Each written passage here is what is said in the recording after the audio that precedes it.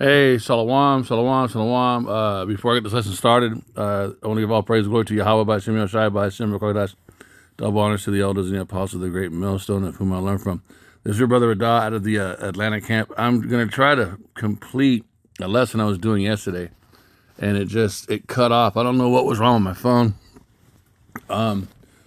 But I'm going in, the Spirit has me going into Amalek and the war at Rephidim in Exodus chapter 17, and going into the power of just the history that the Most High said he would have war with Amalek concerning the time of Moses and Joshua lifting up the rod, which is symbolic of Yahushai, and then also the rock that the water came out of is also mentioned in chapter 17 of Exodus, also symbolic of Yahushai. The supernatural battle that took place, or the battle that took place between Amalek and Joshua, the 12 tribes of Israel, and how when Moses would raise his hands in the staff, Joshua would win, and then when Moses would put his hands and the staff down, Amalek would win. And if you go into, I believe it's is it Isaiah? I got to pull it up. When Yahweh says, "Lift ye up the banner, exalt the voice upon the high mountain." The high mountain. When you open that up in the blue letter, it says swept, meaning the besom of destruction, talking about the ICBM missile. So we know that mountain. We understand that mountain means rulership or kingdoms. And so this is a declaration that this mountain, it's the Mount of Esau. It's the kingdom, it's the rulership, the government of Esau, Edom, with Amalek as the head tribe, right? The Most High is telling us throughout the scriptures, throughout prophecy, that he is going to be at war from generation to generation with Amalek. And Yahushai, the testimony of Yahushai is the spirit of prophecy. So understanding the prophecies that have to do with Yahweh of hosts, Taza Bawathka, being at war with Amalek, which means he's at war with Edom as well, as a whole. He's not just at war with that tribe, he's at war with the entire nation, but he's specifically naming out Amalek within Edom because Amalek would be the tribe that would be responsible for the gist or the majority of the Confederacy. I mean the counterfeit Salakia, the controversy of Zion, which is counterfeit, them posing to be the tribe of Judah, them posing to be us. Okay, and so that's war. When you go into Revelations and it talks about the two witnesses, that's the northern and southern kingdom. That's not Elijah and Moses. It's not Enoch or Moses. It's the northern and southern kingdom because of the split that took place after King Solomon transgressed. A house divided cannot stand. That is part of the punishment that Israel would experience. And then you go into Ezekiel 37 and 36. They take one stick, take the stick of Ephraim and the stick of Judah, and make them one together in my hand. That's the Most High restoring the entire house of Israel back together, starting with the elect. You have to be familiar with the whole role, not just a couple of precepts in the New Testament, like Renaissance Western Christianity teaches. We gotta get this whole Bible figured out, and only the Hebrew Israelite man, the elect man that the Holy Spirit is on, can have the right or granted the ability to open up these mysteries and teach them. And the remainder of the elect that are listening, when they hear, their spirit bears witness to this, and they dance along as we play the new song. What does that mean? They agree, they understand. When they hear this sound, my sheep hear my voice. When they hear this doctrine, they're like, this makes sense. And they are chosen from before the foundations of the earth to understand this truth the same way we are. So going into Yahweh having war with Amalek, if you go into Revelation and see actually, you know what? Let some of this play. Revelation, where it says the two witnesses, fire proceeds out of their mouth. What does that mean? It doesn't mean an actual flame is coming out of their mouth. It means they are harping on their harps the new song. They're speaking what has been written, the judgments that have been written about Esau and Amalek, specifically to what's written in precepts, and they are applying them properly to the correct people. And as you speak this word, I will take my words and make them fire in your mouth, and this people would. When you take that precept and you link it with Revelations, any man who tries to harm them, fire proceeds out of their mouth, and in this manner must they be killed. What does this mean? To kill someone is to righteously judge them by the law where they are brought to death. This is not murder. Murder is when you end someone's life in a carnal manner and they did nothing wrong. To kill someone is to apply the judgment written about them in the precepts correctly, and then the Most High brings the judgments, and that's how they die. That's how you interpret that in Revelation.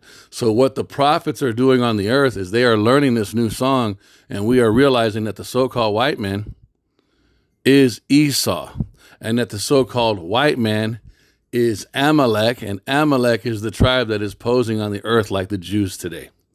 The people claiming to be Jews today, Hollywood, the owners of Hollywood, and the media, and the central banking system, and all manipulators of politics, they are the first of the nations. It says in Numbers that Amalek was the first of the nations. That word first goes into chief.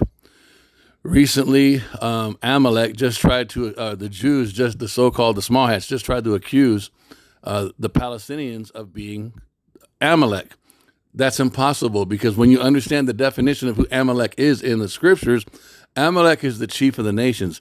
That means they're first. They're financially, influence-wise, and there's only one group of people on planet Earth that have that position of power right now and have had it for many, many years, hundreds of years, and that's the small hats, and they are the tribe of Amalek. So there's no way the Palestinians are Amalek, because they're poor. There's a bunch of children and women over there that they're bombing. They have no ability to fight back. That's not what the scriptures say Amalek would be able to do. Amalek is the chief of the nation. So that means Amalek would have access to or have weapons and a military. They would also be in a position of finance or a lender. They would be the lenders and not the borrower. The scriptures say the borrower is servant to the lender. Are the Palestinians, are they lending money to anybody? Absolutely not. They have no strength. So they don't line up with what the precepts say about Amalek, but the so-called small hats do line up with everything that is said about Amalek. And we understand that that the small hats are Amalek. And this is what the world doesn't understand. Right now, the world understands that there's something seriously wrong with these people, but they don't know why. They have no understanding as far as what the scriptures say. So I'm going to let this play and try to finish this lesson. Under heaven, this is a prophecy, you guys. You don't think that the real Amalekites don't know about Exodus 17? The remembrance of Amalek. Annihilate this motherfucker. I'm gonna put out the remembrance of. I'm going to memorial in a book and. Okay, Salakia, 19 minutes of me just going crazy. Exodus 17, and Yahweh said unto Moses, write for a memorial in a book and rehearse it in the ears of Joshua, for I will utterly put out the So I'm going to I want you to remember that I'm going to put out the remembrance of Amalek. I'm going to dismember Amalek, but I need you to remember. I need you to come back together in full truth, because I'm going to annihilate this motherfucker. I'm gonna put out the remembrance of Amalek from under heaven. This is a prophecy, you guys. You don't think that the real Amalekites don't know about Exodus 17? You don't think they don't know about this? They know about this to the point where they're trying to say somebody else is these people. And Moses built an altar and called the name of it Jehovah Nisi, Yahweh, Yahweh my banner. Look, 16, for he said, because Yahweh has sworn that Yahweh will have war with Amalek from generation to generation. Now look what Amalek is doing in this video. Damn it. Are you fucking serious? You're just going to jump out like that? Salakia. I had it set up because I have it saved. Look. You're going to determine what you think about it. But again, this is Amalek. These are the people who claim to be Jews today. These are the Amalekites. The guy speaking is an Edomite. He doesn't know he's an Edomite.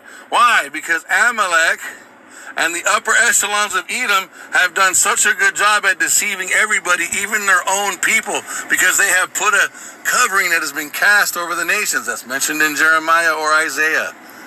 There's a covering that's been cast. They have reclassified everybody to hide who they are in prophecy.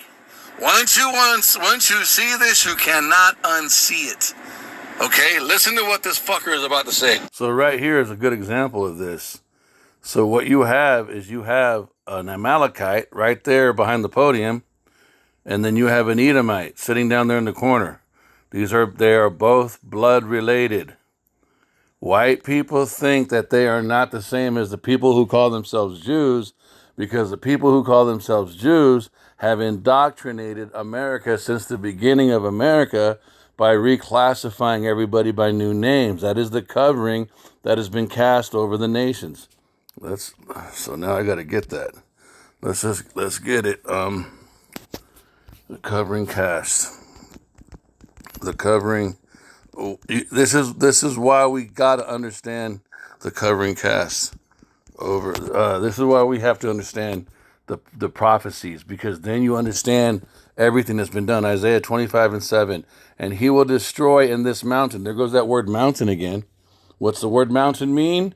It means rulership or kingdom.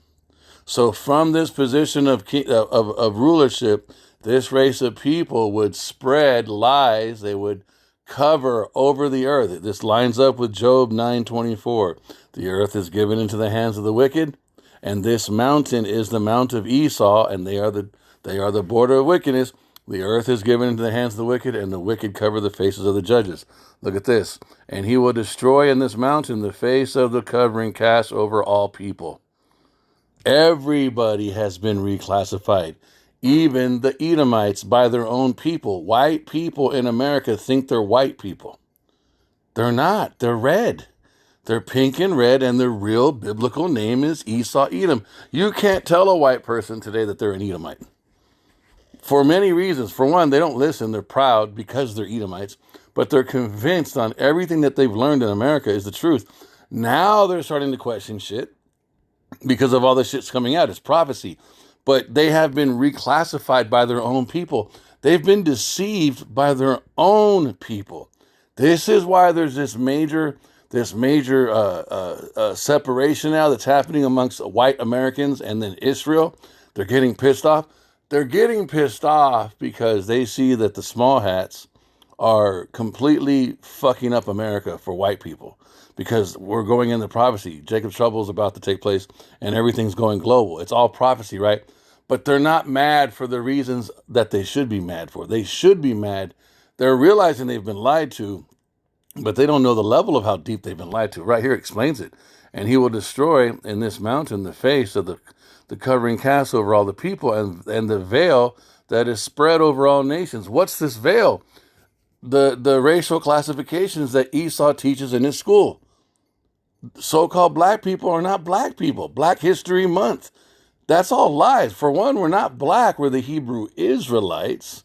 And that includes the natives, the Native Americans and the Latinos, right? And the Latinos aren't Latinos. They're Hebrew Israelites, and the Native Americans are not Native Americans. They're Hebrew Israelites. Once you understand this, you see why this precept is in here. So let's go back, or let's pull back the video and play. I'm amazed that this shit was said out loud and recorded. Here we go. They're still fighting the Amalekite War. Just the name. So he just mentioned the Amalekite War that we just broke down to you in the scriptures. So if Amalek is still on the earth and there's still a war being fought, and that is the truth according to prophecy, Renaissance Western Christianity hasn't taught this like this. They said white Jesus fixed everything. God's no longer angry. Now everybody can come to have a relationship with God through white Jesus. According to what Americans have said Christianity is, it's complete bullshit.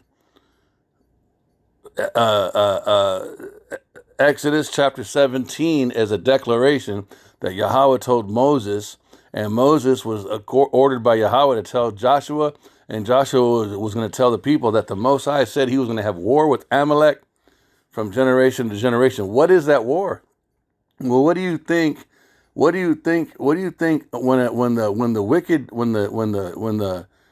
the border of wickedness, the Edomites, when they steal the identity of the Hebrew Israelites who are holy, when they are profaned, what do you call that? That's an act of war. They stole our identity while during the time we were in slavery, during the 1800s, during the 1700s, 1600s. They were working on taking our identity while they were renaming us as something else. That's an act of war. The fact that they've covered over the name of Yahushai and Yahweh and then renamed him Jesus and Jehovah is an act of war. The fact that they said that he is a so-called white man is an act of war. And now they're going around the whole earth doing all this wicked shit, claiming to be the chosen people of God, making our name look bad. That is an act of war. That's an act of war. But he's claiming somebody else is Amalek. And so now we have to speak out according to the scriptures and identify this motherfucker up until it's time when we can't speak no more, when they shut down the internet, because they're going to shut down the internet. Which the Most High is going to shut down the internet, but they're going to do it. They're going to do it, thinking it's them, because they got to stop all this truth coming out. And that they are the Israelites. This is a blasphemy. This is an atrocious lie. You have the very people that the Most High says he hates. You have the very people that the Most High said he swore, I'm gonna be at war with these motherfuckers, and they're operating in the earth in deception, claiming to be his chosen people. This is the controversy of Zion. This is what it means, because Zion are the elect members of the true house of Jacob. And the controversy is Amalek is claiming to be us when they are Amalek. And the rest of the world doesn't understand this. They know there's something wrong with this motherfucker, but they don't understand the scriptures. Why? Because only the elect men of Israel, the true Hebrew Israelites, are granted the ability to operate through the mysteries of the scriptures. That is how, that's how you prove. That's how you prove what tree you are. If you can produce the fruit of going through these precepts correctly, you can't do that unless you're an Israelite. And you can't do that unless the Most High and Yahushua allow you to. It's that heavy. Just like just any random person can't function the way the people who call themselves Jews today, no random person can do what they're fucking doing, because what they're doing by the power of the Spirit. It's the left-hand side, but they're still powered by the Spirit. Their ability to lie and deceive, nobody can lie and deceive like these people. Listen to this shit, you guys. The Amalekites has changed. You're going to determine what you think about it. But again, I'm amazed that this shit was said out loud and recorded. Here we go. The name is still fighting the Amalekite war. Just the name of the Amalekites has changed. That is so powerful that he's saying that. We are still fighting the Amalekite war. What the fuck is even that? Now, it's in the scriptures, but there's no Hollywood movies talking about that. There's no classes that you've ever heard in America. These people have held back all this truth that they know. They know the truth, but they're claiming to be the people, and they're not the people. And now they're coming out, we're still fighting the Amalekite war. The Amalekite war, according to his words, it doesn't stop until Yahushua comes out of the clouds and is in the sky in a UFO. That's the war of heaven. Revelations chapter 12, 2 Ezra 13. That's when the war of Amalek stops, because that's when all of Esau, Edom, is brought down. That's when so they're not still fighting it. I mean, we're still fighting it, but they're Amalek, claiming to be the Israelites. And we're the Israelites telling everybody what's going on, but no one's listening to us. Look at 2 Ezra. And this is 2 Ezra 13. 13 verse 1. I'm going to jump all the way down when I pull it up. I mean, this shows you right here, a major, and it came to pass after 7 days, I dreamed a dream by night. So he's getting a vision, right? Because this is how Yahweh speaks. And lo, there arose a wind from the sea, that it moved all the waves thereof. And I beheld, and lo, that man waxed strong with the thousands of heaven. There goes the other angels. And when he turned his countenance to look, all the things trembled that were seen under him. And whensoever the voice went out of his mouth, all they that burned that heard his voice. Now this is literal. What we're doing is spiritual, and he comes and manifests it physically, spiritually, because he comes not to meet them as a man, like as the earth faileth when he feeleth the fire. And after this I beheld, and lo, there was gathered together a multitude of men. What is this? This is Armageddon. This is Yahweh Shaphat. This is over there in the Levant area, when all the armies are going to be gathered.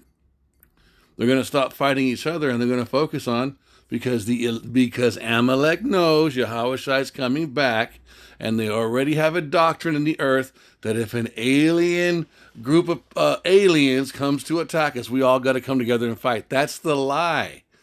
He's not an alien. They know that it's the son of Yahweh. But this doctrine is already in the earth. Watch this. Ronald Reagan,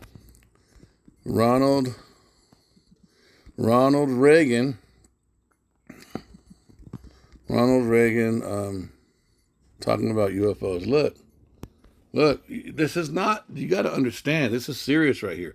Universal threat. I occasionally think... Remember, this guy was an actor. He was in Hollywood. Who controls Hollywood? Amalek. Who controls America and all the other governments? Amalek. Who controls the banking system and the education and the information? Amalek. Amalek is Esau, Edom. Ronald Reagan is an Edomite, but they are the head tribe. This is a very crafty declaration of war against Yahweh, Bahashem Yahweh Shai, by calling them aliens and then saying that they're a threat, that if they ever showed up, we would have to go to war. That is the war from generation to generation mentioned in Exodus chapter 17. Listen. Perhaps we need some outside universal threat. I occasionally think how quickly our differences worldwide would vanish if we were facing an alien threat from outside this world. And yet, I ask you, is not an alien force already among us?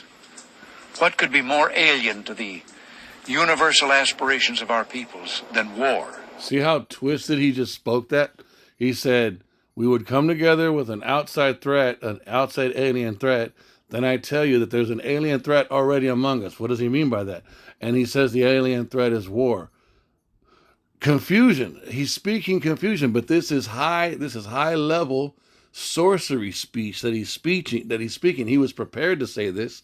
You can blessed believe there were ceremonies involved before he even fucking got up there and spoke, that they've been doing their witchcraft on the left-hand side, because this race of people is the reason why there is war all over the earth.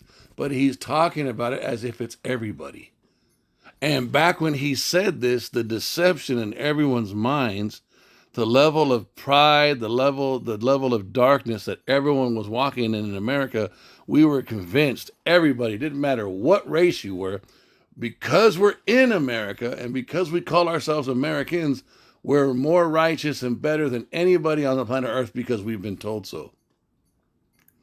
When that's bullshit. That's all a fucking lie. And everyone else around the earth is bad because all the white people on the news are telling us they are. Right? And the same thing they were doing to us in the earth. What was happening when Reagan was giving the speech? The crack epidemic was starting. What the fuck was that? These motherfuckers were occupying another nation, war, and they were bringing cocaine in their airplanes that they own and turning it into crack and releasing it into our neighborhoods and recording this shit while it was happening. And then when they let it get to the point where it was so fucking bad, what did they do on the news? It's our fault. And we had no business fucking with it, but how was it getting into our neighborhoods? This bastard on the fucking TV, they were bringing it in. Him and Bush. They were bringing it in. Fucking Bill Clinton and them. These fucking people are fucking wicked. And these are the lower level Edomites. This is not even Amalek.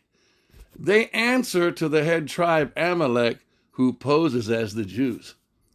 And they're talking shit about the chariots, which is the military force of Yahweh. And they've been subtly doing it through movies, through this speech, and because everybody trusted this man's image. Oh, that's Ronald Reagan. He used to be a movie star, and now he's a soft-spoken president. He's a wicked piece of fucking shit. He's a devil. All of them are. Okay, you got to understand this shit, man. So when we read, so this enchantment that you see right here, vanish if we were facing an alien threat from the alien threat from outer space. They understand from this chapter right here. I'm going to read it from the top. 2nd Ezra chapter 13. And it came to pass after 7 days, I dreamed a dream by night, and lo, there arose a wind from the sea, that it moved all the waves there. I was talking about the sea, is talking about the firmament up in the sky. That's the sea he's talking about. And I beheld, and lo, that man, that's Yahushua, waxed strong with the thousands of heaven. Those are the other angels, the aliens. And when he turned his countenance to look, all the things trembled that were seen under him. And whensoever the voice went out of his mouth, all they burned that heard his voice, like as the earth faileth when it feeleth the fire. And after this I beheld, and lo, there was gathered together a multitude of men. Wasn't that what this bastard was talking about? outside this world. And yet I ask you, is not an alien force already among us? What could be more alien to the universal aspirations of our worldwide would vanish if we were facing an alien threat from outside this world? Okay, so this is what he's talking about. Verse 6, and I beheld, and lo, he graved himself a great mountain. Now, what's this mountain? It's talking about the size. But what do military machines, what does military equipment represent? It represents the king or the kingdom that they're fighting for, right? So this mountain, this is multi-layered information right here. Yes, the actual chariot that Yahushua is on is physically fucking huge. But it also represents, it's not just there for nothing. It represents a government. It represents a rulership.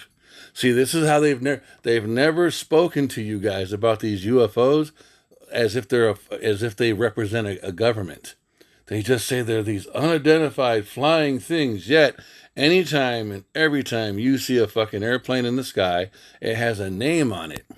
It's representing a company or it's representing a military. But all of a sudden, with the chariots or the UFOs, all of a sudden, they don't have no name.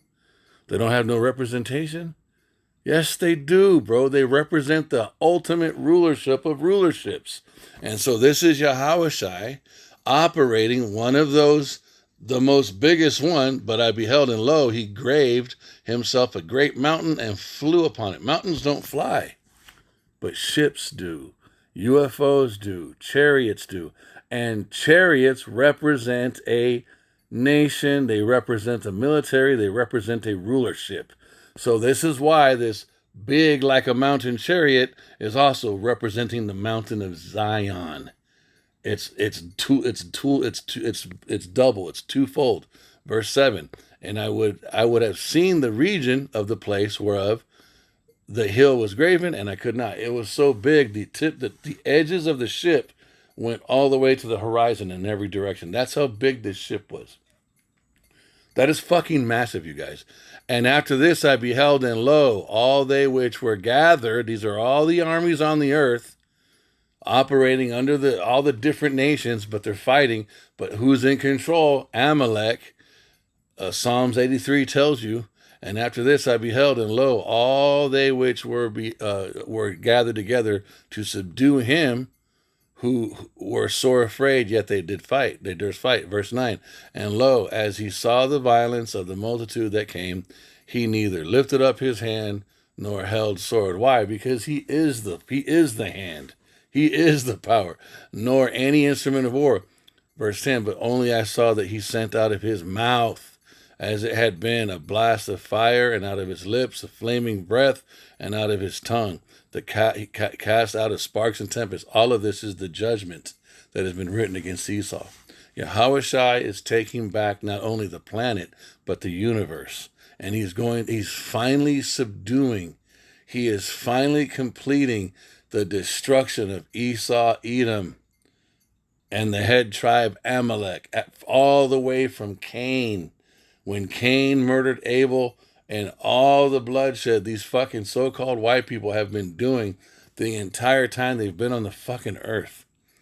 They have been reserved for this judgment for last. And this is going to be done in front of everybody in the sky. It's Revelations chapter 12, the war in heaven. Heaven is talking about the atmosphere in the sky and the rulership position on earth. That's what you have to understand what that means.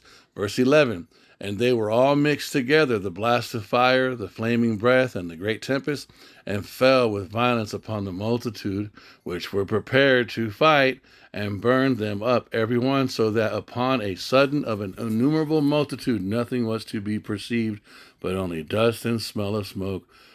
When I saw this, I was afraid. Now let's jump to Revelations 12, because it's the exact same thing. I remember when I read the Apocrypha for the first time, and I read this. For one, I was scared because it completely changed my perception of Yahushua.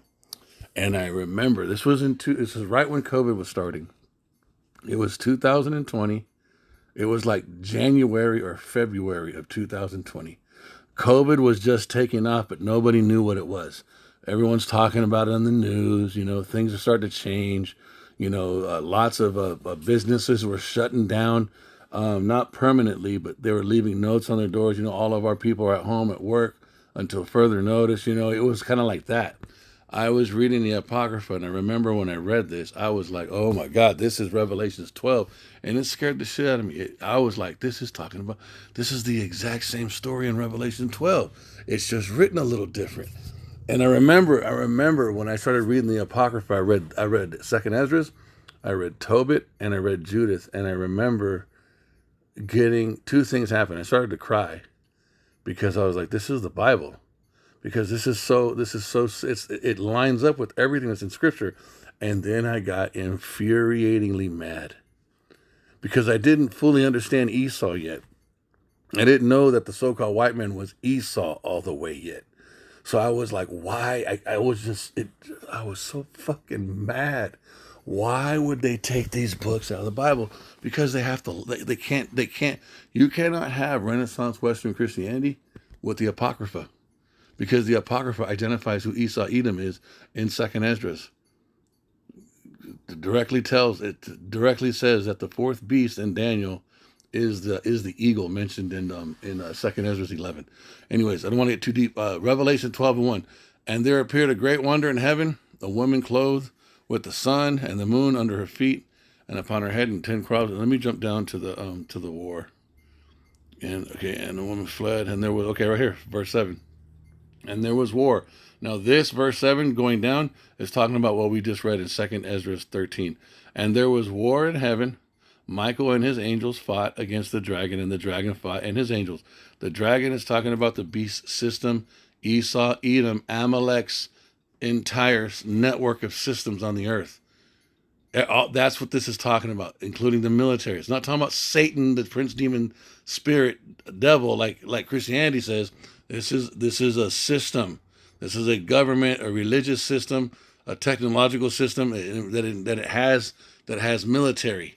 So it's Yahushua and Michael fighting Esau and all the armies on the earth at Yehoshaphat over there in the Middle East or Western Asia, in the Levant area.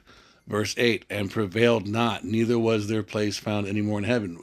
Heaven is talking about the rulership. They lose the power they've had over the earth at this moment. This is what it takes to get the so-called white man out of power. No one is going to do it. It takes Yahushua and the angels to do it. This heaven, there's three heavens. You got the throne room of Yahweh, that's the highest heaven. You got space and the sky and the atmosphere, that's the second heaven. And the first heaven is whoever is holding the rulership position on earth. That's how you have to understand what this is talking about. Okay, this is not talking about Satan falling out of heaven years ago because he was the most beautiful angel and he was the worship leader. That's all bullshit. That's all fucking bullshit. That's a misunderstanding of these precepts. Say verse 8, and prevailed not, neither was their place found any more in heaven. And the great dragon was cast out to that old serpent. This goes all the way back to East to Cain, to the serpent in the garden. Because remember, reincarnation is a reality. You keep coming back to the earth. This is why nothing changes. This is why it says in Ecclesiastes, there's nothing new under the sun, because the same spirits keep coming back every 3 and 4 generations. Three generations is anywhere between 70 and 80 years times 3. So everyone lives about 70 to 80 years. And so when you multiply that 3 to 4 times, everyone has been coming back to the earth. That when you do the math, it's like between 200 and 300 year cycles. Every 200 to 300 year cycles, everyone has been coming back to the earth. And you always come back in the same race, the same nation. You always come back as the same gender, but you come back with your memory wiped, and you might be physically on a different part of the planet because rulerships and migration patterns change. But if you're a woman, you're always a woman. And whatever nation you're in, you're always in that nation. You don't come back as an animal or a bug. You always come back as you. You just might be on a different part of the planet, and your memory is wiped. Verse 9, and it does come to an end. It comes to an end for the Israelites. This is our last reincarnation. This is the last time, because we're at the end. So then we're going to get our new bodies and live forever. Everybody else will reincarnate, but they'll be underneath our rulership, and they will know about reincarnation. It won't be a mystery like it is now. Esau, Edom, at the higher levels, they understand reincarnation. They just haven't told it to everybody. You got to understand, they have all this information. They just don't release it. Verse 9, and the great dragon was cast out, that old serpent called the devil and Satan, which deceived the whole world. Who's been lying? The invisible spirit demon Satan, or a race of people? That's what this is talking. A race of people has been lying about everything, you guys. A race of people who what's the race of people who was given the technology for the TV? It was a so-called white man with the head tribe Amalek. We have been learning about the earth and history through the controlled lens of one race of people this whole time until the internet was developed, and then that's when a flood of information was able to come out, and they couldn't control it. Prior to the internet, they had all control over everything, unless you went to the library or you could travel. You got to understand, this is talking about the white man. And the great dragon was cast out, that old serpent called the devil. And remember, this is the war with Amalek. This is the way this war is going down. Not what that fucking piece of shit was saying in this video right here. This fucking asshole. What are we supposed to do about this mess? He just confessed. They're making it about everybody has to be pro-us. They never talk about God. They never talk about Yahushai. They never talk about the laws. And when they do mention laws, it's the Noahide laws. What the fuck are the Noahide laws? And the reason why nobody understands this is because people don't read the Bible. And when they do read the Bible, they don't understand it. Okay? These people are going to be brought down. They have to be brought down, but they are going to get brought down by what prophecy says Yahushai is going to do, and it's going to be by a bunch of UFOs. This is why they have always spoken bad about UFOs by making all their movies about them. Those are not aliens. Those are the angels of Yahweh, the right and left-handed angels. And Yahushai is coming in a fleet of angels to remove these people from power. But before that happens, the mark of the beast, the MOTB has to be implemented, and Jacob's trouble has to take place on earth, and billions of people are going to die. So I pray that this lesson was edifying. I want to give all praise and glory to Yahweh, Bahashem Yahushai, Bahashem Rakakadash.